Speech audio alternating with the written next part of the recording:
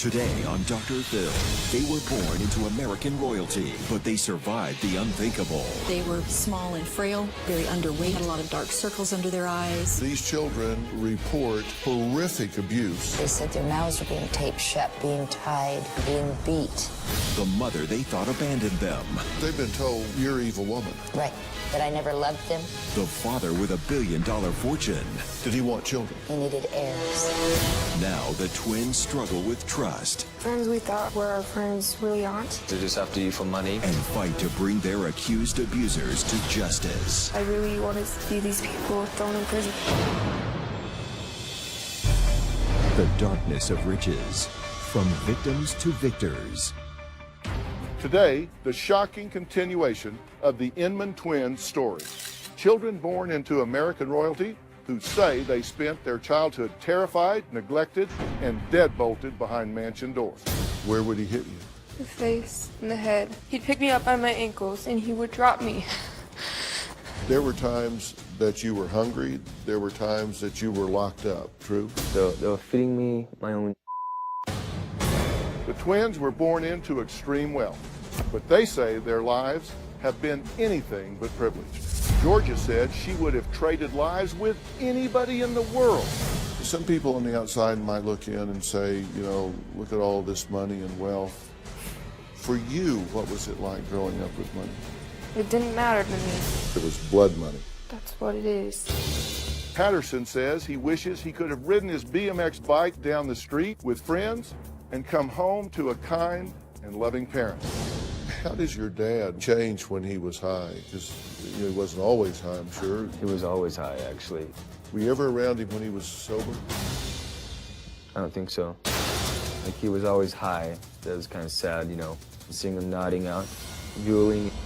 The same children who brought diamonds to school for show and tell had wild animals as pets and vacationed on the beaches of Fiji were by their own accounts being horribly tortured and abused. Today, in part 2 of our exclusive interview, the twins continue to reveal their secrets about growing up trapped in a gilded cage. They want the world to know they are anything but poor little rich kids. They are survivors who are finding their voices and fighting for justice against the people they say harmed them. The twins are not alone in their fight against the individuals they claim have abused them. Standing behind them is their mother, Daisha Inman, who's been reunited with her children after more than a decade of being apart. Daisha, thank you for having us into your home. And I have to say, you have created what feels like a very warm and secure home here for these children. You wanted to have this conversation because why? Because my children have never had a voice. And my children now have a voice because of you.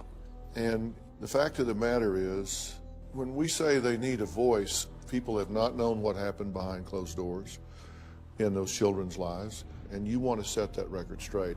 Yes. An article was written by Rolling Stone magazine about your children, about all of the history. How do you feel about that article? My children wanted to go from victims to victors. They even expressed how they would like to help other children with abuse, with neglect. What Rolling Stone did do was hit the nail on the head on the abuse and the neglect. Rolling Stone characterized you as a flawed person and a flawed parent. You don't hold yourself out to be perfect as a person or a parent, correct? Correct. Nobody has a success-only journey through life, and you haven't either. You've had financial struggles, emotional struggles, marital struggles, family struggles. You've been very forthcoming about that and have not sought to spin that any other way than, of course, I've done the best I could with what I had at the time. Is that a fair characterization? Absolutely. Now let me ask you a pivotal question. Has there been a day in the last 16 years that those twins have not been your number one priority? No. Has there been a day in the last 16 years that you have not gotten up every morning with their best interest at heart, whether you were with them or whether you were not? From the time my children were kidnapped from me in a foreign country, I have looked for them, prayed that they were okay. You said your children were kidnapped from you in a foreign country. Yes. What happened? I was in the Grand Cayman Islands with my babies. It was a setup kidnapping. Walker considered me very grounded. I wanted him to get help. He had a pill addiction and a drinking problem, and I threatened to leave him. So this cleaning up that was supposed to take place, I was told he was going into a drug rehab. He needed our help when he was going through treatment. But that's not what happened. What happened is the very first day we got there, a private Learjet was waiting. My money was stolen. My passport was stolen. My clothes were taken. And I was left in a foreign country. You say you're lured down there to help with his getting clean up through rehab. But then how did he get the children away from you? Where did he go? Walker had asked me if I wanted to go out to dinner. Well, I was really sick. I had... And you say, no, I'll stay home. Yes. This all took place on March 14th, 1999. So they came back and took my babies, and I ran outside screaming, there are no car seats. And they kept driving. Walker was driving. As I understand it, they were in a hotel waiting for the private Learjet to fly in because they couldn't get my children out of the country. And they went where? The FBI located them in Houston, Texas. He thought he could hide out in Houston, Texas for 7 years, and then I would be, if I didn't have contact with my children, that he would just out and out own them. How long was it before you laid eyes on those children again? Several months. But eventually, you get notice of some hearing for him to be awarded custody. He's asking for conservatorship of the kids. I was served divorce papers. You go to the court, and the ruling is what? Walker got temporary custody of the children in Wyoming. He is awarded custody of the children. Yes, I had a divorce enforced upon me in the judge's chambers. My children were awarded to him. I've talked to women time and time again that have had court rulings go against them. They have sometimes come up with every conspiracy theory you can imagine. Everybody was paid off, and so I lost custody of my children. And that's exactly what you're saying happened here, correct? Yes. And you believe that's what happened? Walker was able to pay off many people.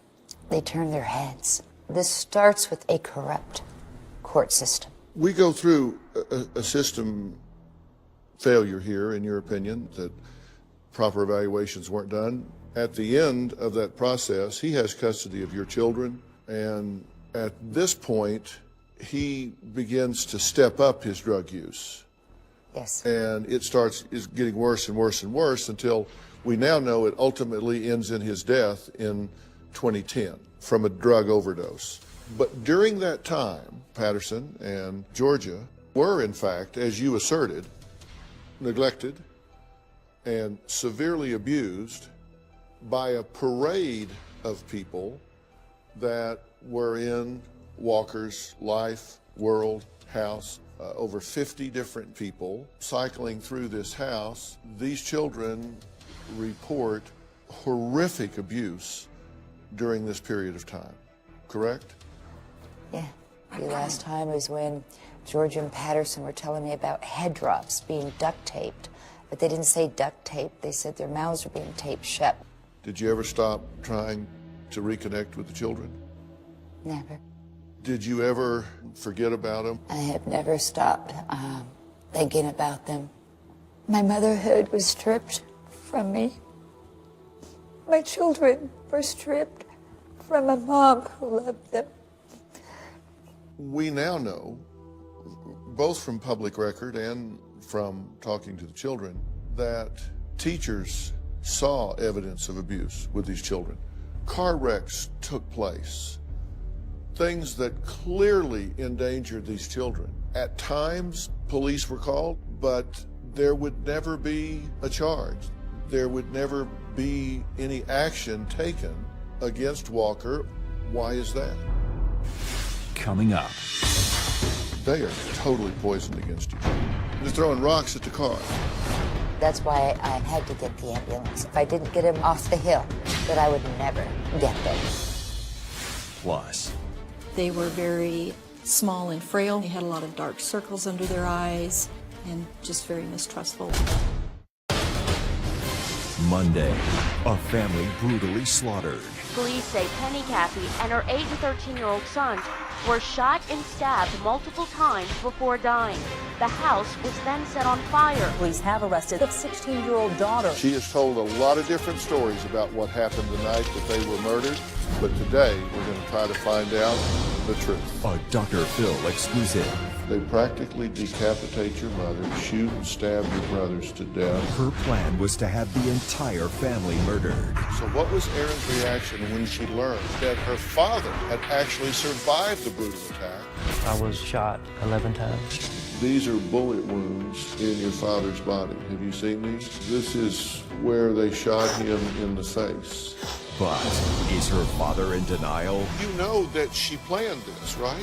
How do you transition from the daughter that everybody would dream of to plotting the death of your family? For the first time, the daughter speaks out. You needed them out of the way for a reason. What was it?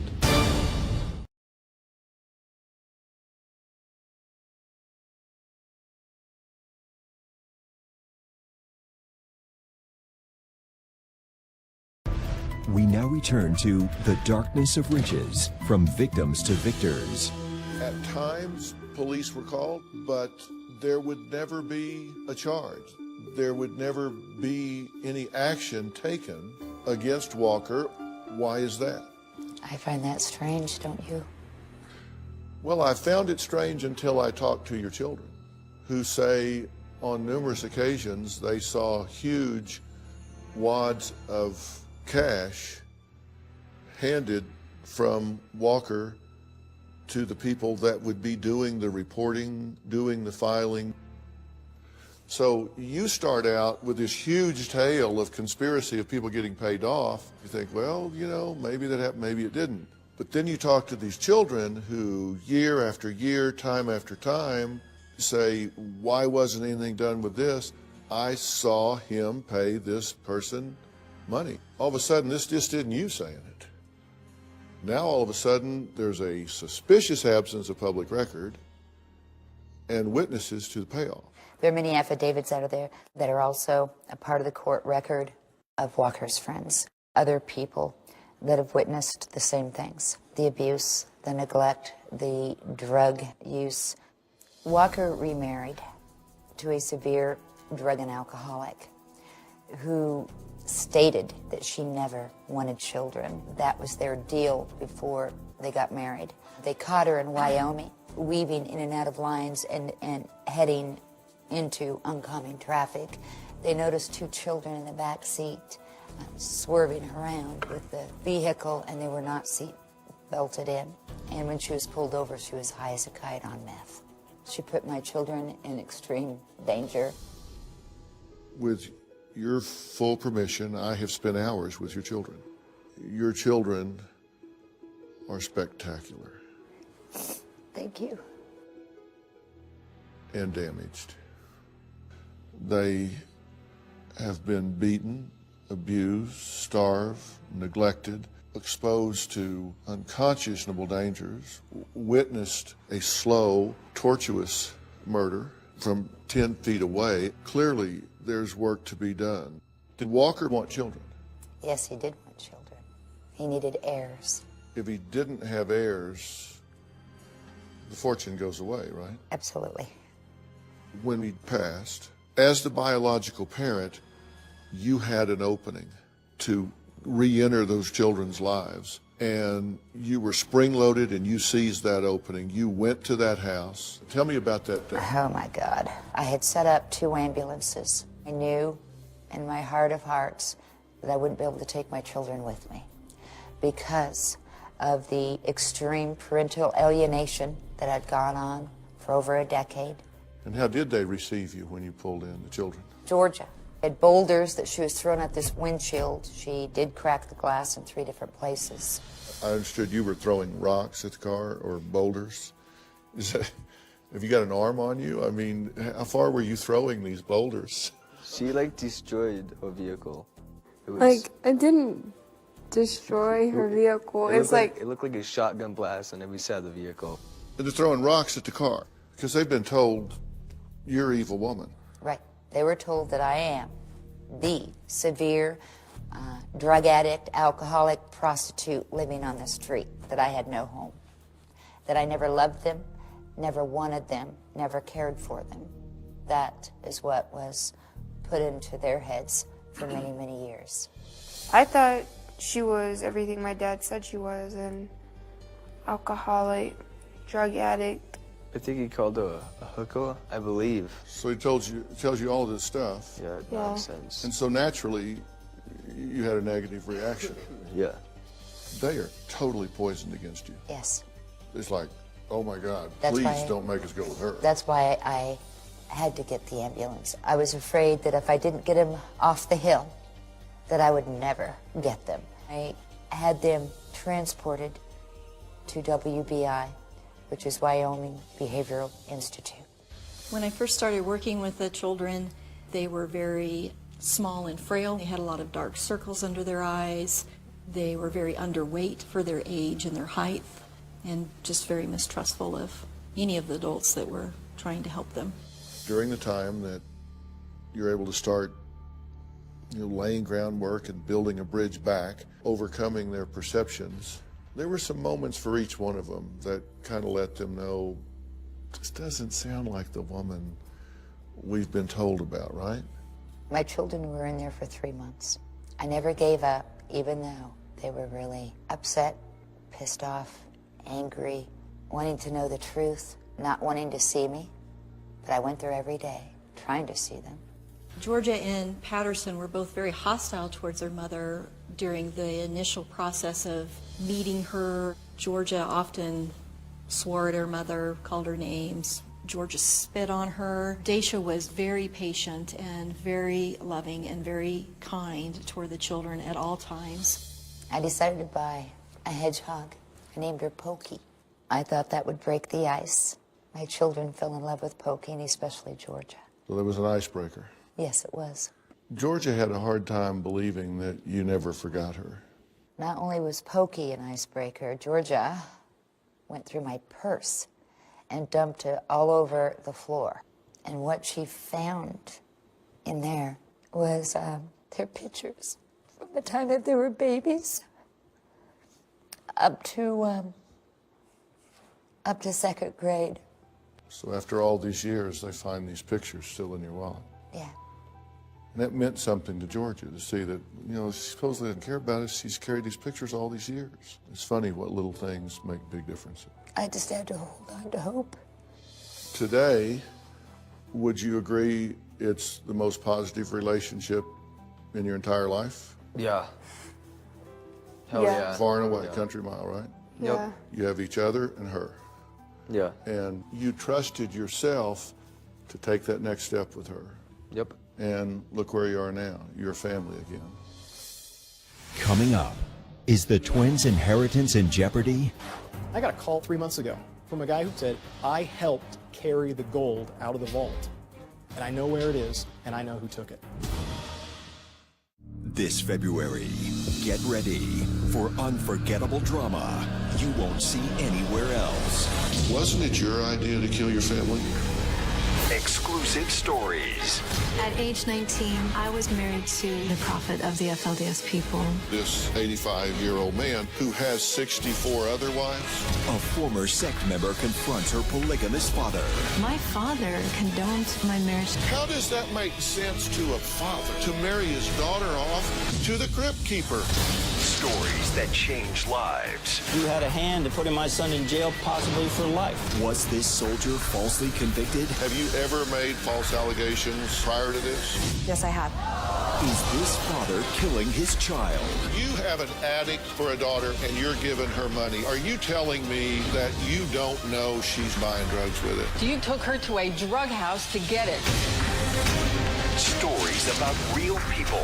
I've wired James around $265,000. A mom hooked by a love scam. Does it bother you that you've never seen or met this guy? There's a point at which you've got to say, this guy's a fraud. Here's Cash Cow. Is that him calling you right now? Yes, it's him.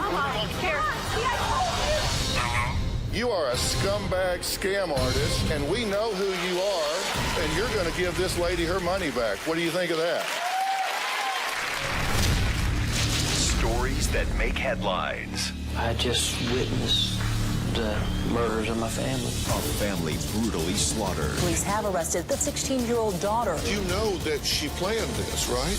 For the first time, They practically decapitate your mother, shoot and stab your brothers to death. the daughter speaks out. You haven't told the truth yet, have you? It all happens this February What is the truth? on Dr. Phil.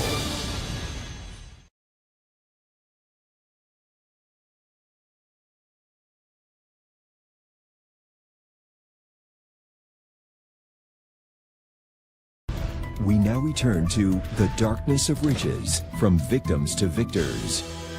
The twins' mother, Daisha Inman, says she's desperate for justice for her kids. She says she literally cannot rest until she sees the people who harmed her children punished. What do you want to see happen now? I want You to have see your children. justice. I want justice to be served for my children and for me, for all the years that we missed out of being a family, for what my children still go through. They've come a long way in 4 years that I've had them, but we still deal with meltdowns. We still deal with trying to piece our life back together. It's hard to move on when you still have these ugly, bad people, these criminals that are still involved in your life and won't allow you to move on. So we can't really heal until these bad people are prosecuted and convicted. You feel that the people that have corrupted the innocence of these children, have abused them, neglected them, exploited them, need to be held accountable. Absolutely. And the people that manage the trust, the banks, have somehow decided that you're a reckless lunatic squandering away these children's trust. They say you make demands for money for these children and have no receipts. I used to send them receipts, but it's so damned hard. But you have receipts. But I have 4 May I boxes see the receipts? of receipts. May I see the receipts? Patterson, what about the bags and boxes? I've got them out in the garage, actually, the boxes of receipts. Okay, this is just from a couple weeks. So you have kept receipts. I've got here a trash can bag full of receipts, this basket full of receipts, this basket full of receipts. You spend money, you keep the receipt. Yes. Because these people are trying to suggest that you're doing other than a prudent job. Right. Of managing this. Right. You've got this battle with these banks that are characterizing you as being imprudent with the money and therefore making it difficult on the children and on you, and you want to challenge that, and I assume you're willing to do that with full transparency. That's right. And that's hard when you're dealing with multi-billion-dollar concerns and they won't allow the trust to engage independent counsel even. My children have had no access to evaluations and mental health treatment. I've had no due process. You're looking at human rights violations when a child is denied mental health treatment. And we've had Matt Grimmer, wonderful attorney, that's been involved, and then the trustees said they were going to pay him, never paid him, and they still are not allowing my children counsel. Now, why? So what's your immediate goal? Our immediate goal, gather the information, call people to the table, and make them answer the questions. And then bring it to a resolution, because then it's all out on the table. I got a call 3 months ago from a guy who told me I helped carry the gold out of the vault. And I know where it is, and I know who took it.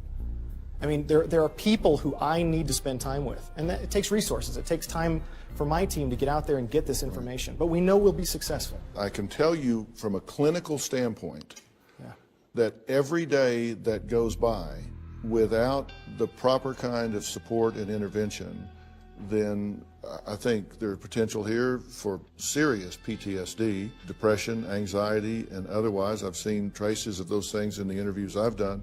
You know, it's kind of like the fire truck pulling up after the house is burned down. You guys are really helping to shine a light on it, and that's going to make a big difference. I hope so, Matt. Thank you so much. Thank you very much. Appreciate it. Did y'all have any idea how rich you were? No. As children? I didn't know how wealthy I was. I knew I had money, but I didn't know how much. But, I mean, did you know that you were better off than the people down the street? No. The kids you went to school with? Did you ever think of it that way? I kind of saw how all the other kids, like, they had, like, cool parents and stuff. Like, they were so nice and kind. Do you get what I mean? Like, they were all happy. I was like, man, I wish I could be that kid on the block riding my BMX down the street with my buddies. I really didn't know what wealth was. I know I had money, but I didn't know. Do you get what I mean? Right. Yeah. Do y'all know the value of money and things now? Yeah. I mean, like, do you know what a car costs versus a house cost versus something else? I know money can bring good, and I know it can bring bad. Like, they're looking for friends, and they're not really friends. They're just after you for money. It's very annoying. Do you feel that way? Coming up, you'll hear what former nannies and caretakers have to say about what they witnessed behind mansion doors.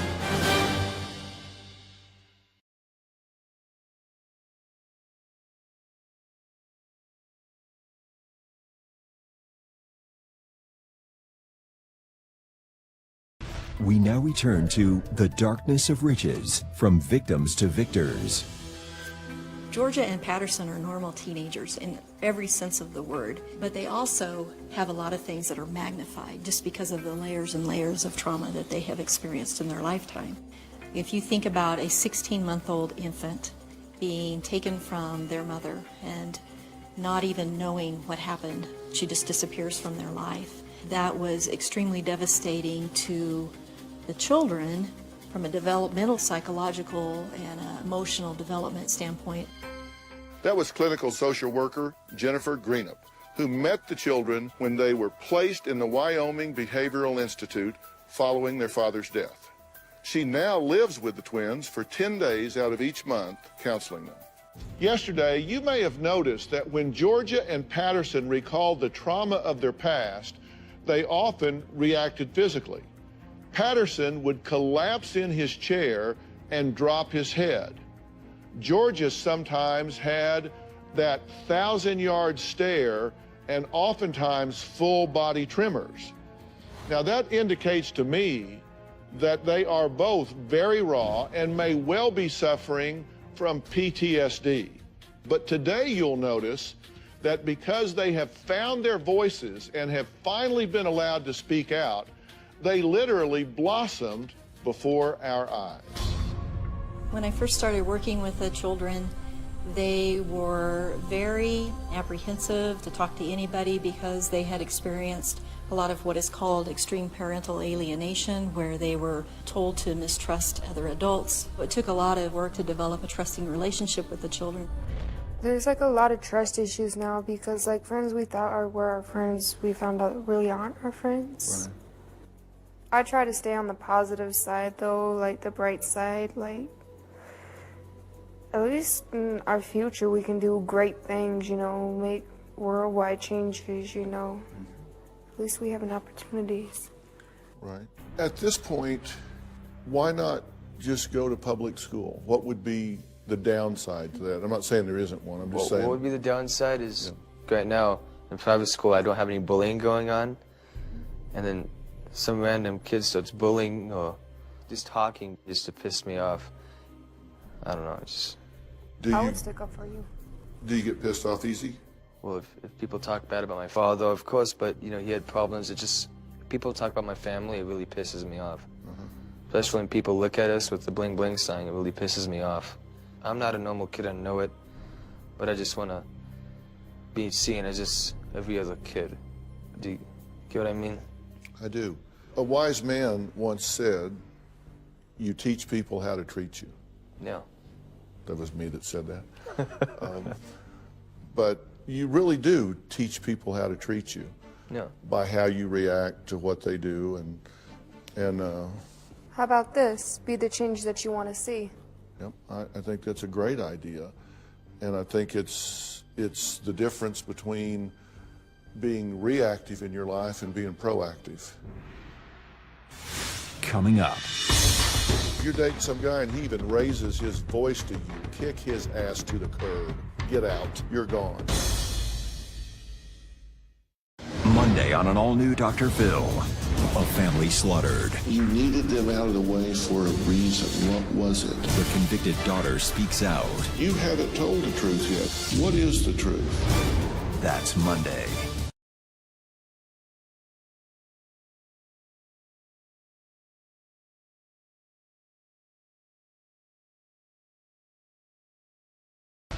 We now return to Dr. Phil's exclusive interview with the Inman twins.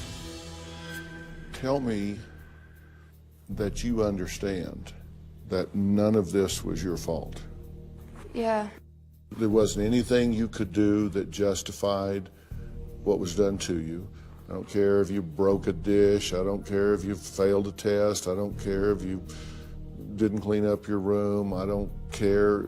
There is absolutely not one thing you could do that would justify any of this treatment that you've been subjected to. That was their illness, not your deficiency. You've got to know that, right? I mean, you have to understand it damages you. It makes it hard to trust, right?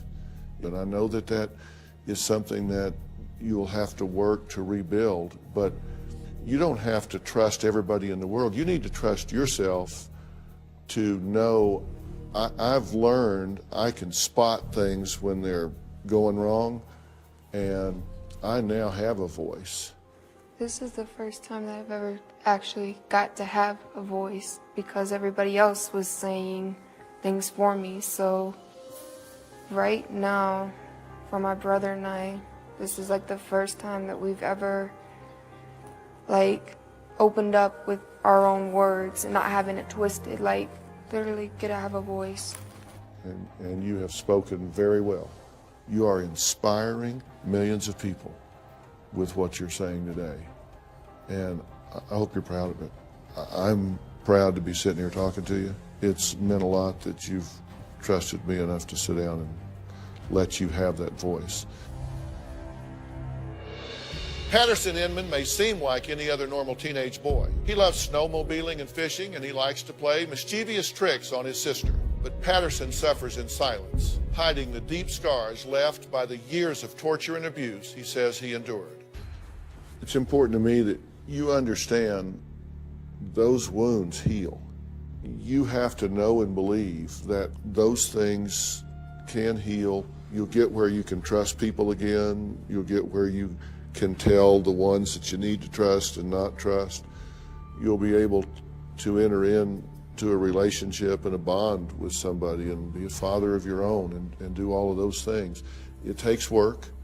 I think you've taken a giant step, even just as far as we've gone today in talking about these things and giving them a voice. I think that's an important step in people being held accountable, and I hope it's an important step for you in saying, I can talk about this stuff because I was a victim as a child, and I don't see you as a victim now. I see you as a survivor and somebody I'm proud of. I'm proud of the young man that sits in front of me right now. There's an old saying, the best revenge is living well. Yeah. And, you know, for you to come out whole and healed and strong as a leader and impacting people's lives, I mean, that's the best victory you can possibly have, and I hope today is a big step in that direction.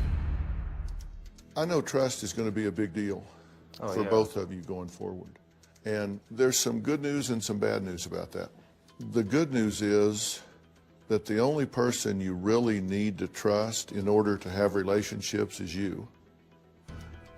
And the bad news is the only person you need to trust to have relationships is you. Yeah. And I'll tell you why I say that. If you have confidence in yourself to judge people, to withdraw when you need to be resilient when others disappoint you, you know, when they fall off that pedestal and they're not everything you thought they were, if you trust yourself to be able to cope with that, then you don't have to play the game of life with sweaty palms so much. Yeah. They'll realize that there's a real person behind the bling. Trust yourself to know the slime balls from the real deals. And you two are very smart. You are absolute survivors. I hate for you to spend any more of your life sitting on the sidelines than you have to. I'd rather you make some friends. Take it a step at a time. Be careful about it. And if you're dating some guy and he even raises his voice to you, kick his ass to the curb. Get out. You're gone. I mean, I'm not saying you shouldn't have pretty low level of tolerance, but at some point you got to get back out there. Just kind of take it a step at a time and trust yourself to be vigilant. Trust yourself to notice and pay attention and see what's going on. And other people are going to disappoint you. Of course they are. But at some point, you got to start stepping out a little at a time, because you can't live as hermits. You'll miss too much of life. And you guys deserve every bit of life. You deserve to have friends and go places and ride that BMX bike up and down the street. And let me tell you, this legal stuff will work itself out one way or the other. You got competent people. The team is building. I'm here now. My team's here now. You begin to expand your circle a little at a time because you took that next step. Yeah. You trusted yourself to make up your own mind. And that's all I'm saying about getting back out in the world. You just deserve that. Coming up, you'll hear what former nannies and caretakers have to say about what they witnessed behind mansion doors.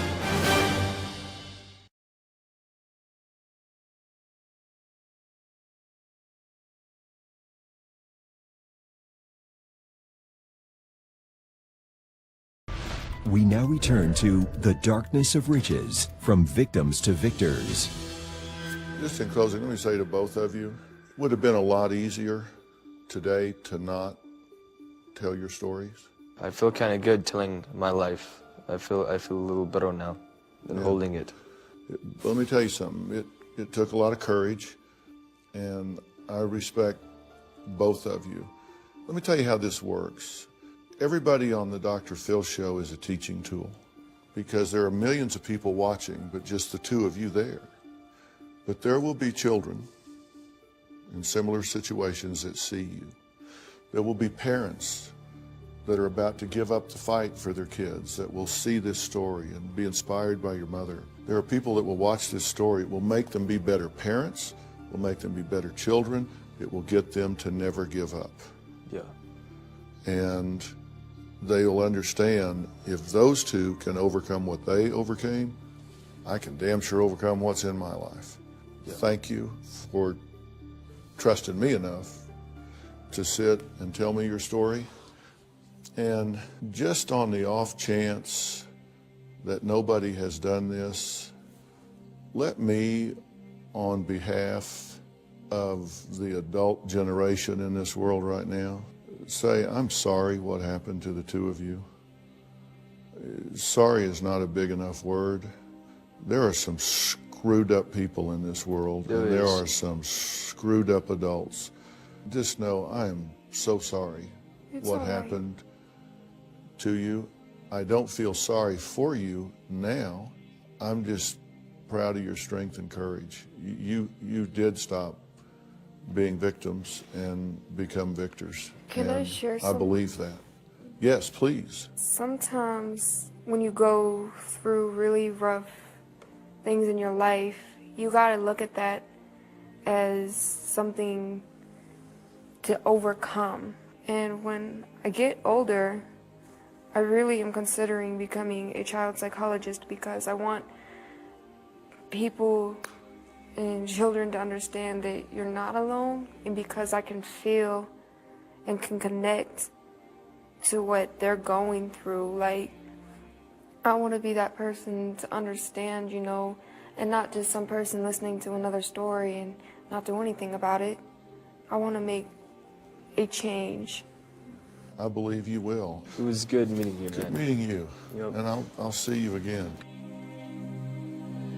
Since our sit-down interview with the twins, we reached out to several people who say they witnessed the twins' upbringing. We talked to a former nanny who claims she witnessed the children being verbally and physically abused and starved. We also talked to a former plantation caretaker who says he witnessed the children being screamed at, locked up, and neglected. However, other people who work for the family say they never saw the children being abused and claim the twins were well cared for. A former estate caretaker says he began working for the Inmans when the twins were 8 years old and never saw them being harmed in any way. His 13-year-old daughter says she was friends with the twins and saw no signs of them being abused. The second caretaker also never witnessed any of the abuse the twins described. A former nanny for the twins in 2008 says she too never witnessed any abuse. And a former private teacher who worked with the twins for a year in 2006 and even lived with them on their yacht says she never saw them being mistreated in any way.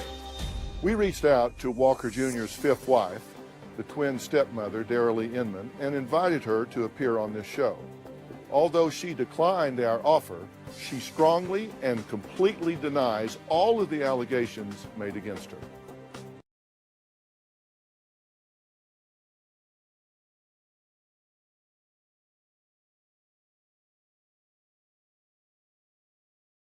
Want to know what's coming up on Dr. Phil? Visit our website and subscribe to our email newsletter. You'll get weekly updates, life strategies, and exclusive video that you won't find anywhere else. Plus, on drphil.com, you can see sneak previews of upcoming shows. Log on today. We now return to The Darkness of Riches, From Victims to Victors. I've always said there's two things we should never do with children. One, don't ever involve them in adult issues.